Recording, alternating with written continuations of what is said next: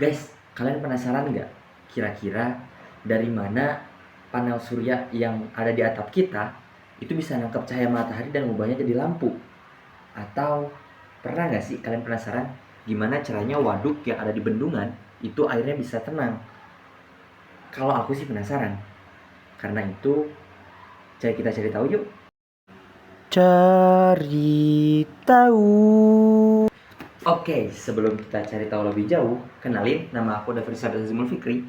Aku dari kelas 1 CTPTL dengan NIM 251724071. Kali ini, aku dan kalian akan membedah tentang mekanika dan keterkaitannya dengan jurusan aku, khususnya prodi aku, yaitu teknologi pembangkit tenaga listrik. Let's go! Bagian 1. Statika dan struktur pembangkit. Pada bagian ini, kita akan membahas keterkaitan antara konsep mekanika yaitu statika atau kesetimbangan gaya dengan konstruksi fisik pembangkit yang ada di pembangkit listrik tenaga. Pertama, kita akan bicara soal statika. Tentunya, ketika kita membicarakan soal statika, tak akan lepas dari hukum 1 Newton yaitu sigma F sama dengan 0. Dalam pembangkit listrik, kita harus memastikan struktur bangunan seperti bendungan atau pondasi pada generator mampu menahan beban raksasa tanpa bergeser sedikit pun.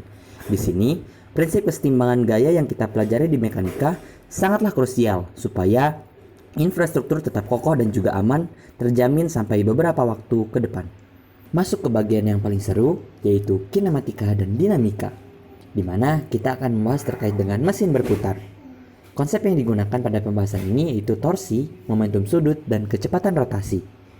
Inti dari pembangkit listrik adalah mengubah energi kinetik menjadi energi mekanik melalui turbin dan generator.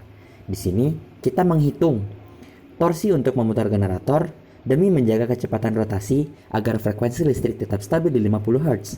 Tanpa perhitungan mekanika yang presisi, turbin bisa rusak atau listrik bisa jadi tidak stabil. Lanjut ke bagian 3, yaitu mekanika fluida atau aliran energi, di mana konsep yang digunakan adalah hukum Bernoulli, tekanan, dan viskositas. Di pembangkit termal atau air, kita juga belajar mekanika fluida, yang mana relevansinya terkait dengan aliran uap, air, atau juga gas. Pada kasus ini, kita harus tahu dan mampu mengatur tekanan uap di dalam pipa atau debit air yang jatuh mengenai sudut turbin. Nah, pada kasus ini, prinsip Bernoulli dan juga hukum kekekalan massa amat sangat membantu agar kita dapat mengoptimalkan efisiensi energi yang dihasilkan demi menjaga efisiensi keuangan daripada suatu perusahaan terjaga dengan sangat-sangat baik.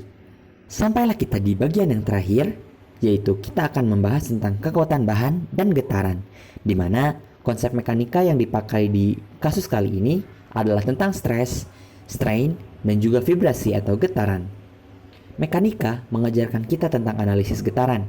Mesin yang berputar sangat cepat pasti akan menghasilkan getaran yang juga besar. Kita harus memastikan bahwa getaran ini tidak merusak material, di mana konsep mekanika seperti stres, strain, dan vibrasi sangat amat membantu kita memprediksi dan juga mengetahui kapan sebuah komponen harus diganti sebelum terjadinya kerusakan yang fatal.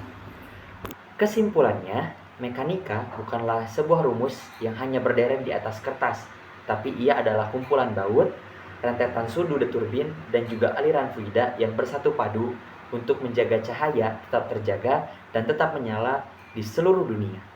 Saya, David Sabit Hazimul Fikri, mahasiswa D4 Teknologi Pembangkit Tenaga Listrik, siap untuk mengambil peran demi terciptanya energi hijau yang ada di Indonesia. Sampai jumpa!